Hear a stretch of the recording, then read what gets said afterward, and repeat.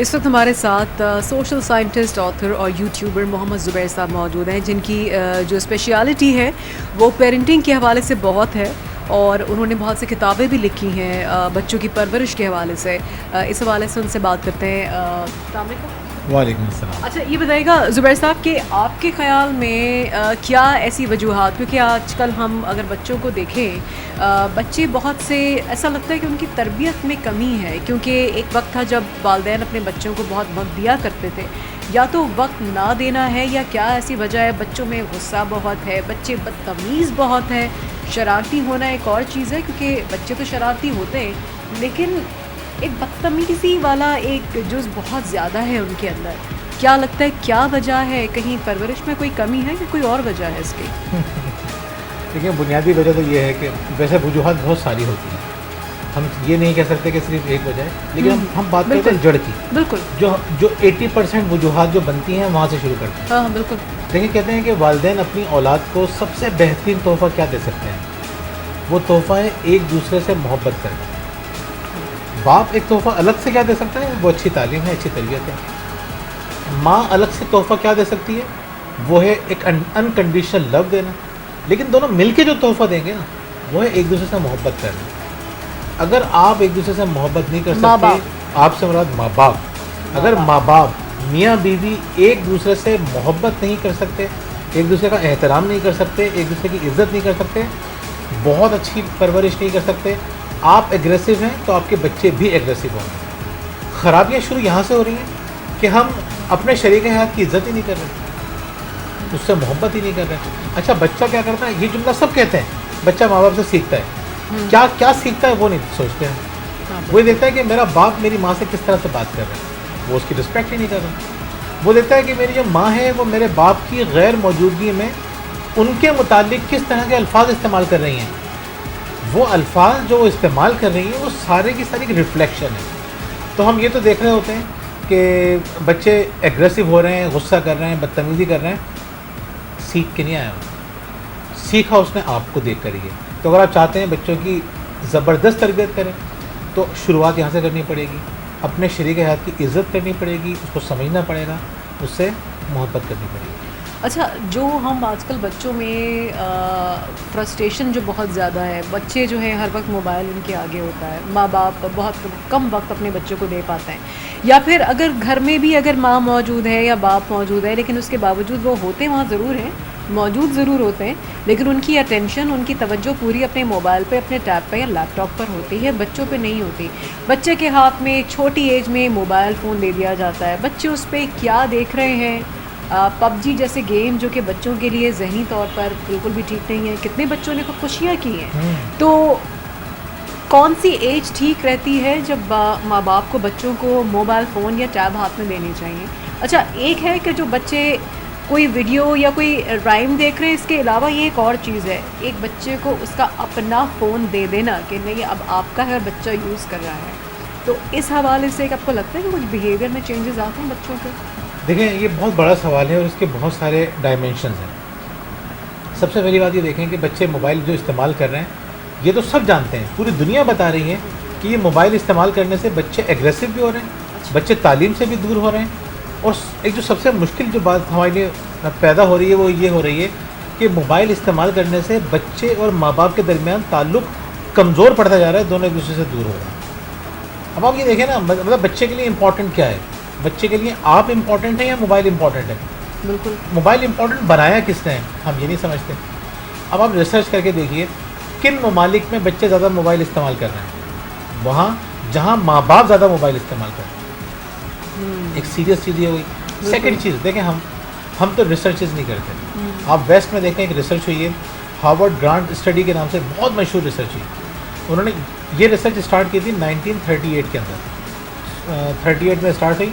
तो 80 साल की रिसर्च के बाद उन्होंने बताया कि बच्चों से आप 2 काम करवाइए, फिर आप देखेंगे कि बच्चों के अंदर आपको तब्दीली नज़र आएगी। नंबर 1, घर के कामों में बच्चों को अपने साथ इंगेज कर लीजिए। बच्चों में जिम्मेदारियाँ भी बढ़ती हैं, बच्चा क्लोज हो जाता है ना। ये प्रॉब्लम कहाँ आ रही है? एग्रेशन की प्रॉब्लम, बिहेवियर की प्रॉब्लम, लर्निंग की प्रॉब्लम, बदतमीज़ियाँ, नाफरमानियाँ कहाँ से आ रही हैं? ताल्लुक़ कमज़ोर पड़ गया है ना, हम बच्चे से बात ही नहीं कर रहे। अच्छा, जब बच्चा माँ बाप के साथ बैठ के काम कर रहा होता है, जो अहम चीज़ होती है वो होता है एहसास। एक बच्चा वो है, वो देख रहा है माँ बीमार है लेकिन काम में लगी हुई है, लेकिन उसको अपनी चीज़ें पूरी चाहिए, मोबाइल भी चाहिए, बाहर का खाना भी चाहिए और सब कुछ चाहिए, सारी चीज़ें पूरी हो, उसको एहसास नहीं है। दूसरा बच्चा वो है जो माँ के साथ लग के काम कर रहा है, उसकी कनेक्टिविटी बड़ी मज़ेदार हो जाएगी। आप देखें इस वक्त पूरी दुनिया इस बात पर जोर दे रही है कि 4 साल की उम्र से बच्चे को अपने साथ इंगेज करना शुरू कर दीजिए कामों में। आप सब्ज़ी काट रही हैं, घर में बैठे मटर छील रही हैं ना, बच्चे को भी बिठा दीजिए। अब शामी कबाब बना रही है, बच्चा भी टिकिया बना रहा है आपके साथ बैठा हुआ। पहले ये काम होते थे। जब आप बच्चे को सुनते हैं तो बच्चा सुधरता है, बच्चा अच्छा बच्चा बनता है। जब आप बच्चे को सुनाते हैं, लेक्चर देते हैं, जितना ज़्यादा आप बोलेंगे उतना ज़्यादा ख़राब तरबियत करेंगे, जितना ज़्यादा सुनेंगे उतनी अच्छी तरबियत करेंगे। मोबाइल देके आप उससे बातचीत नहीं करते, कम्युनिकेशन डिस्कनेक्ट करते। बिल्कुल। तो इसमें एक मसला और भी मैं बताऊँ, एक बहुत बड़ी एक्सक्यूज़ हम ये देते हैं कि टाइम नहीं है। टाइम नहीं। जब सारी एफर्ट आपकी बच्चे के लिए है, कमाना भी उसके लिए है, मेहनतें भी उसके लिए हैं, तो क्या आप उसको रोज़ाना आधा घंटा नहीं दे सकते? इससे ज़्यादा डिमांड नहीं है उसकी। फोकस्ड होके मोबाइल साइड में रख के, लैपटॉप सब बंद करके, टीवी बंद करके उससे सिर्फ बातें कीजिए। और क्या बातें कीजिए? अब मैं आपको एक एक्टिविटी बता रहा हूँ जिससे उसकी याददाश्त भी बेहतर होगी और माँ बाप से ताल्लुक़ भी मजबूत होगा। आप उससे एक सवाल करें रात में, आज सुबह से लेकर रात तक आपने क्या किया? जब वो रिकॉल करेगा ना, तो उसकी जो जहनी सलाहियतें हैं, जो उसकी कॉग्निटिव एबिलिटीज़ हैं, वो बढ़ना शुरू हो जाएंगी। याददाश्त बेहतर होगी, इंटेलिजेंस बेहतर होगी, आपसे ताल्लुक़ मजबूत होगा, आप उसकी प्रॉब्लम समझना शुरू कर देंगे। बहुत इंपॉर्टेंट है। दूसरा सवाल आप उससे ये करें, आज पूरे दिन बैठ आपने क्या सीखा? कोई एक चीज़ बताएं। ये 2 काम करें। और तीसरा जो काम आपको करना है, ये मैं आपको बताऊँ पेरेंटिंग की, मैं आपको की बता रहा हूँ। जब खाना खाने बैठे ना, कोशिश करें रात का खाना सब साथ खाएं, और जब खाना खाने बैठें तो एक खेल खेलें। हम अक्सर खेलते हैं, वो है शुक्रगुजारी का खेल। सबसे पहले मैं शुक्र अदा करूँगा आज किसी दिन किसी एक चीज़ पर। वो अल्लाह का भी हो सकता है, अपनी वाइफ का भी हो सकता है, कितना मज़े का खाना बनाया, ये काम किया। फिर मेरी वाइफ का नंबर आता है, फिर हादिया मेरी बेटी है उनका नंबर आता है, फिर हरमीन मेरी बेटी है उनका नंबर आता है, फिर अली का नंबर आता है, फिर मेरा नंबर आता है। इसको हम कहते हैं शुक्रगुजारी का खेल। आप रोज़ाना ये काम करें, 1 महीने के अंदर आप उनके बिहेवियर को इस तरह चेंज होते हुए देखेंगे, पॉजिटिविटी है। एक तो उनका फोकस पॉजिटिव हो जाएगा। बिल्कुल। अभी वो आपकी नेगेटिव बातें सोच रहे हैं, अब वो पॉजिटिव सोचना शुरू कर देंगे। बिल्कुल। अभी आपको बच्चों की सिर्फ नेगेटिव बातें नज़र आ रही हैं कि बच्चे ने ये नहीं किया, ये नहीं किया, ये नहीं किया। ये खेल खेलेंगे ना तो आपको बच्चों की पॉजिटिव बातें नज़र आएंगी। और याद रखें, ये बहुत इंपॉर्टेंट बात है, behaviour appreciated is behaviour repeated. जिस बिहेवियर के बारे में ज़्यादा बात करेंगे वो बढ़ना शुरू हो जाएगा। हम एग्रेशन की ज़्यादा बात करेंगे, बच्चा बहुत बदतमीज़ी कर रहा है और बढ़ेगा। आप कहें आज बच्चे ने ये काम बहुत अच्छा किया, तो बच्चे की ये चीज़ बेहतर होना शुरू हो जाएगी। तो इम्पॉर्टेंट ये है कि हमें किस बिहेवियर को अप्रिशिएट करना है, इसको हमें डिसाइड करना पड़ेगा। और खाने की टेबल पे ये बेहतरीन टाइम है, बच्चों की शिकायतें ना करें, बच्चों की अच्छी चीज़ों को हाईलाइट करें, अप्रिशिएट करें। अच्छा, एक चीज़ हम इस तरह से भी देखते हैं ज़ुबैर साहब कि आजकल क्योंकि बच्चों का IQ लेवल वो पिछले ज़माने के जो बच्चे थे उनसे बहुत ज़्यादा आगे हैं। बच्चे बहुत ज़्यादा इंटेलिजेंट हैं। अच्छा, बहुत से बच्चे ये समझ लीजिए कि बहुत अच्छे एक्टर्स भी हैं। किस तरीके से कि बहुत से बच्चे वो ये अपने पेरेंट्स के सामने पोस्ट करते हैं कि वो बहुत ज़्यादा फर्मा बरदार हैं, वो बहुत अच्छे बच्चे हैं, वो तो बहुत बुरा, बाहर की बुराई में कुछ पढ़ते नहीं हैं। लेकिन वही लड़का जब बाहर जाता है, वही बच्चा छोटी सी उम्र का होगा, 12, 13, 14 साल की उम्र का, लेकिन वो बाहर अपने दोस्तों के साथ स्मोकिंग भी कर रहा होगा, या अगर खुदा न ख्वास्ता कोई और गलत काम है उसमें भी शामिल होगा। लेकिन कोशिश करेगा कि अब मैंने स्मोकिंग कर लिया छुप के, लेकिन घर पे तो दिखाना है कि मैं बड़ा फर्मा बरदार हूँ, मैं मस्जिद गया था बाजमात नमाज़ पढ़ने और सीधा आ गया, ये ट्यूशन गया था अम्मी मैं तो सीधा आ गया। तो इस बिहेवियर को क्या वजह होती है कि बच्चे इस तरह से बिहेव करते हैं, या बाहर का जो माहौल है वो ज़्यादा हावी हो जाता है कि घर की जो तरबियत है वो पीछे रह जाती है, चाहे कितनी मोहब्बत, अटेंशन कुछ भी ना दिया जा, कुछ जब सब कुछ दिया जा रहा हो। तो इन चीज़ों से बचा कैसे जाए, क्योंकि आजकल हम देखते हैं कि जो माहौल है वो वाकई में बहुत ज़्यादा बुराई की तरफ जा रहा है। देखिए, इसमें 3 बातें बहुत ज़्यादा इम्पॉर्टेंट हैं। पहली बात तो ये कि एक वेस्ट में एक रिसर्च हुई इस हवाले से कि खुशहाल घरानों में और बदहाल घरानों में क्या फ़र्क होता है, पेरेंटिंग की क्या स्टाइल है। तो उन्होंने 2 बातें कंक्लूड की। ये अगर आप आउटलायर किताब है मैल्कम ग्लेडवेल की, उसमें उन्होंने बड़ी रिसर्च डिटेल में डिफाइन की है। पहली खराबी होती है जिन घरों में हुक्म चलाने का रिवाज होता है, ऑर्डर दे दिया ना, मैंने कह दिया ना, बात मानी जाए, जहाँ ऑर्डर दिया जाता है वो एक बदहाल घराना होता है।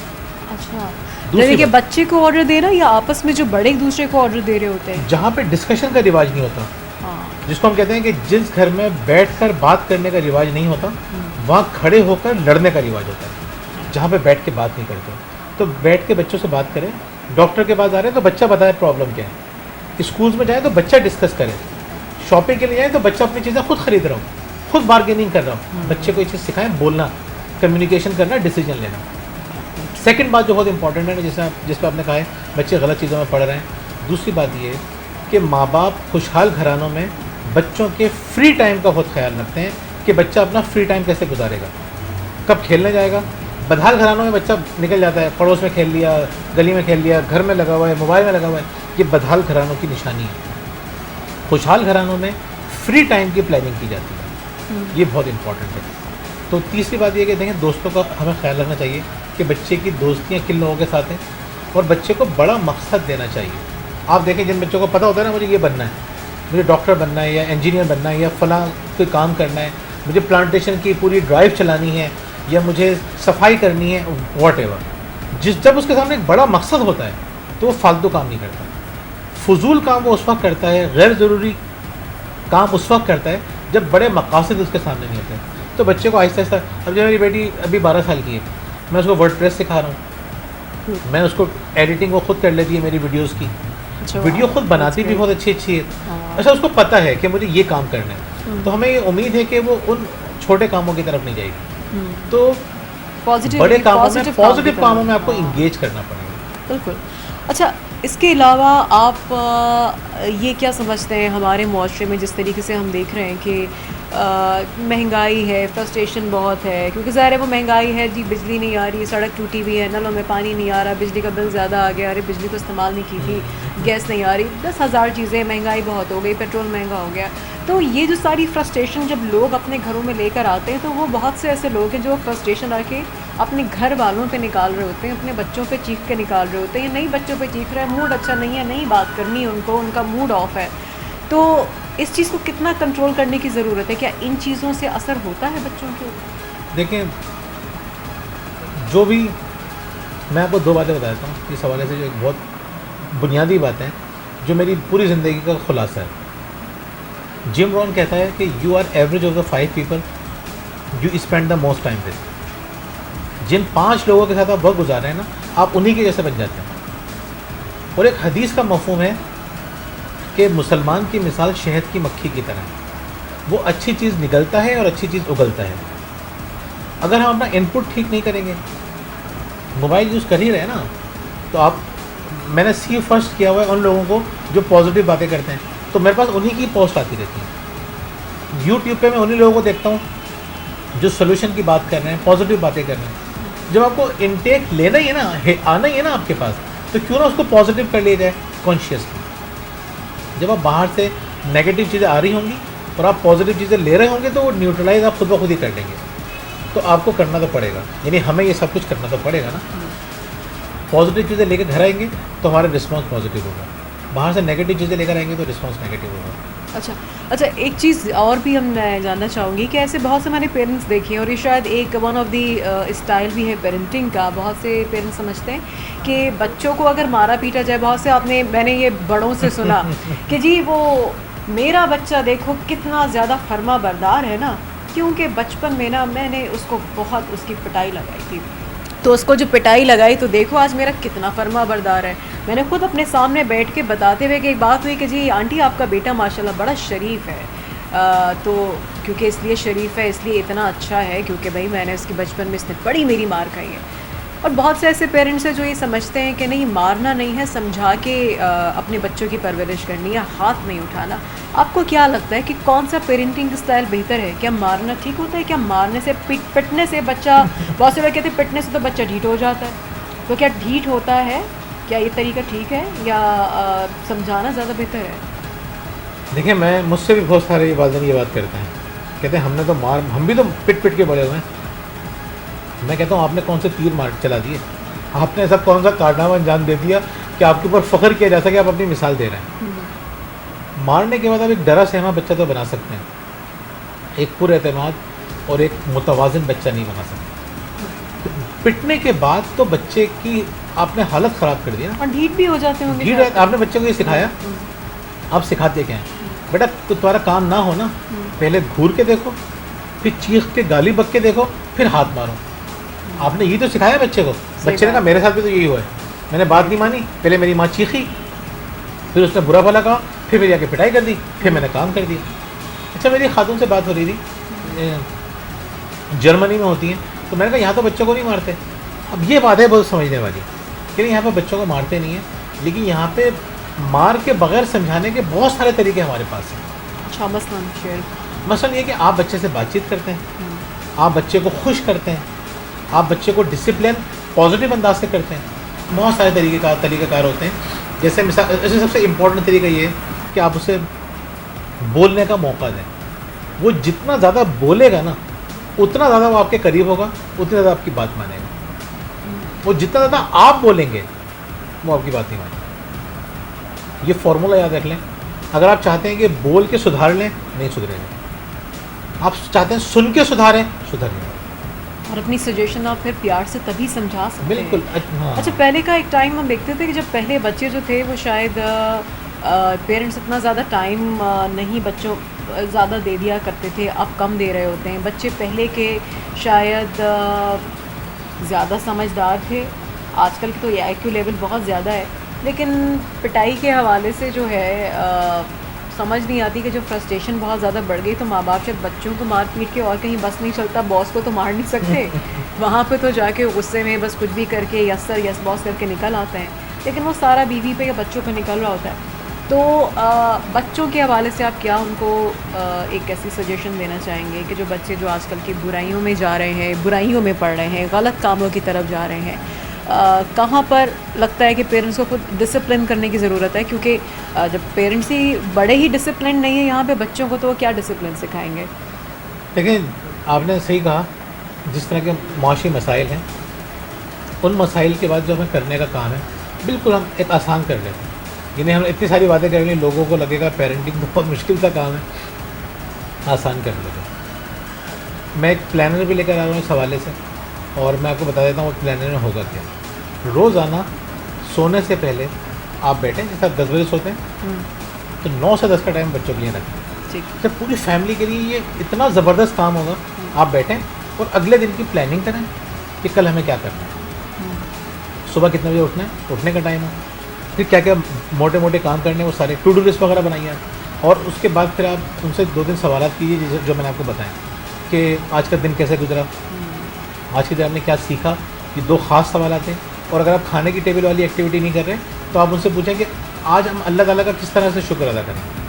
शुक्रगुजारी आपकी ज़िंदगी को बदल देगी, ये मैं आपको बता दूँ। बिल्कुल। तो आपको क्या करना है, सिंपल, रात को सोने से पहले आधा घंटा 1 घंटा बैठ के डिस्कशन करें अगले दिन की प्लानिंग के हवाले से कि कल हमें क्या करना है। तो अगला दिन आएगा, आप देखें पूरा दिन सामने रखा होगा, कितने % काम किए, कितने % काम नहीं किए। फिर अगले दिन की प्लानिंग करें, उसके अलावा कुछ ना करें। ये छोटी सी एक्टिविटी आपकी पेरेंटिंग को बहुत ही स्ट्रीमलाइन करेगी, और बच्चे भी फिर सुधरेंगे और मुस्तकबिल का मेहमान वाकई में देखें। रोशन। आप देखें, मैं तो असल में करता हूँ ना, मैं रोज़ाना 10 से 15 वालिदैन से बात करता हूँ बाकायदा।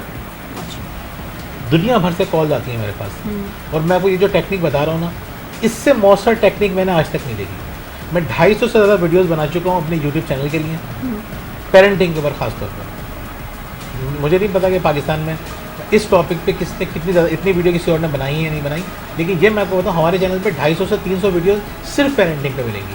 लेकिन ये जो मैं आपको बात बता रहा हूँ कि सोने से पहले जो आपको काम करना है, ये सबसे इम्पॉर्टेंट काम है। ये वाकई में इम्पॉर्टेंट हुआ, बिल्कुल आपने ऐसी चीज़ बताई कि वाकई में इस तरह से बहुत शुक्रिया ज़ुबैर साहब। इन जो तमाम जो तरीक़ेकार बताएं, ये वाकई में इम्पॉर्टेंट है, जो हम आजकल अपने माशरे में देख रहे हैं कि हमारे जो बच्चे हैं बदतमीज़ हैं, किसी के घर जाके लोग ये शिकायत कर रहे होते हैं कि जी हमारे घर मेहमान है, उनका बच्चा बड़ा बदतमीज़ है, उनके बच्चे बड़े यूँ हैं, फ़लाना का बेटा है वो बाहर खड़े होकर यूँ स्मोकिंग करता है, वो यूँ लड़कों के साथ इस तरह की ज़ुबान इस्तेमाल करता है, वो इस तरीके से लड़कियों को छेड़ता है, या उसकी ज़ुबान ख़राब है, या बहुत सारे ऐसे चीज़ें हैं जिनको अगर हम देखें तो वाकई में इसकी बारीकी यही है कि जो अगर घर से अगर बच्चों को आप मोहब्बत दें, अटेंशन दें, उनको वक्त दें, और जिस तरीके से ज़ुबैर साहब ने बताया कि क्या वो अवामल हैं जिनके ऊपर अगर हम गुजरें और बच्चों को उस तरह से टाइम दे के ये तमाम वो चीज़ें किए जाएँ, प्रैक्टिस जो कि ज़ुबैर साहब ने बताई, जो कि यकीनन मैं भी आज़माऊँगी अपने बच्चे के साथ, आप भी आजमाइए अपने बच्चों के साथ, ताकि हम अपने बच्चों को एक अच्छा इंसान बना सकें, और फिर हम ये ना कहें कि जी पिछले ज़माने के तो बच्चे बहुत अच्छे हुआ करते थे, अब तो बच्चे बिल्कुल हाथ से निकल गए। कभी कोई मीडिया को इसका कसूरवार ठहराता है, कभी कोई सेलफोन्स को, कभी कोई कहता है कि जी वो इंटरनेट की ये वजह है कि जी अब इंटरनेट सामने तो बच्चे जो भी देखते हैं, तो बच्चे कुछ भी क्यों देख लेते हैं, आप उनको देखने देते हैं तो देख लेते हैं ना। बच्चे आसमान से तो नहीं हाथ में टैब लेकर आए थे या मोबाइल लेकर आए थे। हमें खुद बहुत सारी चीज़ें जिसके ऊपर वर्कआउट करने की ज़रूरत है। हम अगर अपने बच्चों को इन तमाम तर चीज़ों के ऊपर फोकस करें तो वाकई में अच्छे इंसान और अच्छे बच्चे हम बड़े कर सकते हैं और उनकी परवरिश कर सकते हैं, और फिर हमारा मुआशरा भी बेहतरी की तरफ जा सकता है। यहाँ पर हम एक ब्रेक लेंगे, ब्रेक के बाद वापस आते हैं। आखिर क्यों में हमारे साथ रहिए।